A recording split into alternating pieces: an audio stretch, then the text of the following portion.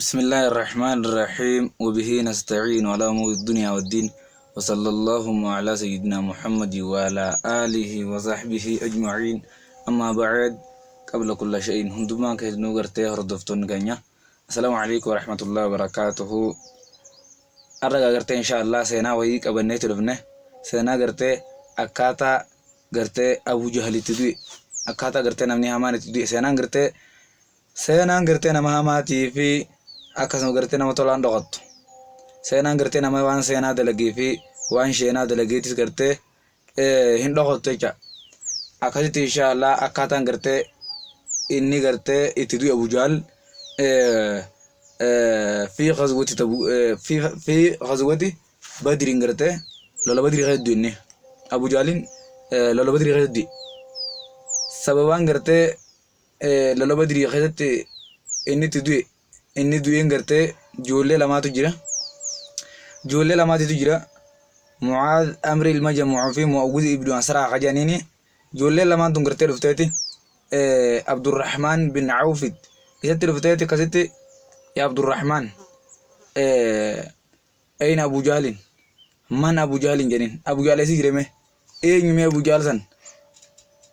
yuraana mee nu garsiisi eessi jireme Abu Jahl san nu garsiisi akkasi gartee ergamaa jengu san nu garsiisi jennaanin Abdurrahmaan bin Awf ijoollee tanaan maal isin akkamitti gootan jeen Abdurrahmaan maal jettan jennaanin Abdurrahmaan san arra takka numaa jiraata takka isuma jiraata nu garsiisi jenniini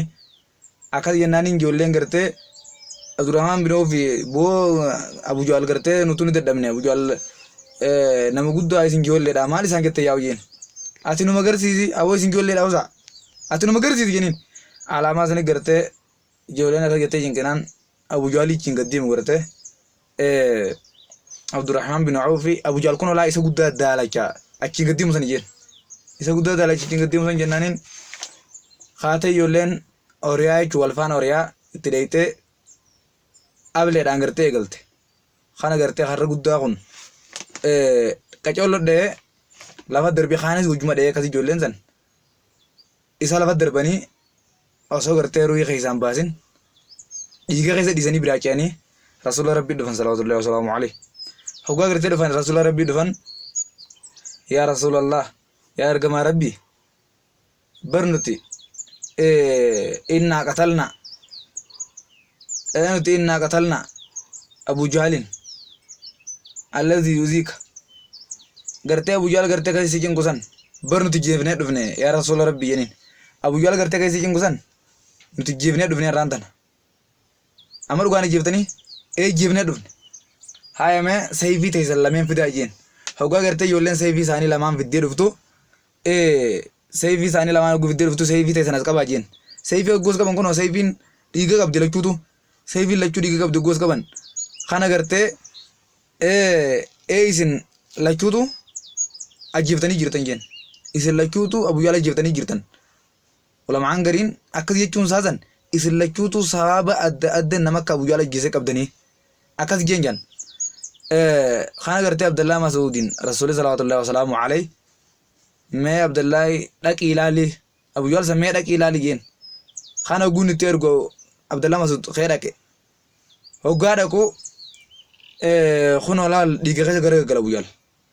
Abu Jahl dhiiga keessa gara gaggala wayita kana gartee Abdallah Mas'uud mormarraa muruudhaaf mataa rabbi mormarraa muruudhaaf gartee dugda isaa rabbi morma qabi kana Abu Jahlin Abdallah Mas'uudin yaa Abdallahi dhaabbame waa xiqqoo jaasoyna dhaabbadhu dura dhaabbadhu mee na dhaggeessin haa xiqqoo jaasoyna hayyee amma gartee Abdallah Mas'uud hoggaa gartee irraa dhaabbatu maal jettee gujuun arraan tanasa ummanni huccuu adiidha kan isin wajjin gartee nuun lolaa olesan eenyu faadha ummanni huccuu adii kan isin wajjin nuun lolaa olesan eenyu faadha jirri san jeen Abu Jahl harkee jira guyyaa uummata san harkee jira kana gartee gaafa san lola badrii san keessatti shayxaanni gartee isin wajjin lolaa jeeniiti jira mushriktotaatiin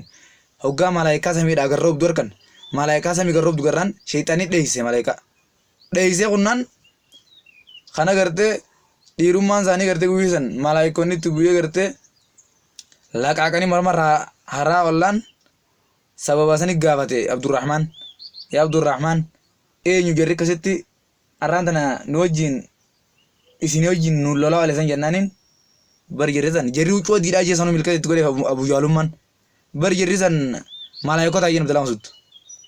jarri san bar malaayikota ayye jeen gartee Abdallaa Masuud awoo gartee wantiin Abu Jaal aboo edaanuu gartee nuti ummata kana dhaadu tumsaa sala awoo gartee edaanuu nuti ummata kana ummata malaayikota gartee mancanciraa say albeedhaan ciraa wale kana edaanuu nuti ummata malaayikota gartee ableen ciraa wale kana aboo nuti ummata kanaati gartee wayif seene guutummaa akkana qabnu edaanuu guutummaa akkana hambifnee duun seenaa ajaa'ibaatiim yoo akkana jeeti gartee morma isaa gartee gusuma gartee awoo silaa amma takkaan dubbadhameen irraa morinji hayeetti dhise Abdallaa Masuud awoo aniin kun gartee numaan salphadhe jeen Abu Jaalii jaabeek aboo aniin kun numaan salphadhe maaliif jennaan osoo gartee qotee bulumaa warra Madiinaan ijjees baate akkana jejaan akkasi gartee inni salphinaan gale namni gartee diin rabbii kana tuttu guutuunsaa gartee salphinaan gala guutuunsaa akkuma Abu Jaal san salphinaan gala Abdallaa Masuud morma irraa muree morma isaa siisee jitti irraa muree fuudhee ergama geesse kana Rasuulli sallallahu alaihi wasallam morma isaa kana qabee kanatti laaleeti morma isaa kana qabee laaleeti morma isaa kana kana qabee laalu innahu fir'aunun hazihi ummata inni gartee fir'auna ummata kanaati fir'auna ummata kanaati inni kun jeen gartee Abu Jaaliin Rasuulli sallallahu alaihi wasallam akkas gartee sababa sanitti Abu Jaal sababa ijoollee lamaaniitiin qatalame ijoollee lamaan keessaa gartee meeshaa Abu Jaal gartee ijoolleen tokkoo fi Abdallaa Masuudiitu gartee meeshaa lolaata Abu Jaal isaanii adda fudhate maaliif tokko lola san keessa du'e jaan xiqqaan lola san keessa du'e Mucaaz lola san keessa du'e jaan loluma san keessatti hangaleen iyyuu du'e jaan asitti Abdallaa Masuudiif tokko adda fudhatan jaan gartee boojuu guyyaa saniis Abu Jaal akkas inshaallah ammas gartee dhaamsi biraa asumaan waan gartee seenaa malee waan sheenaa dalaguu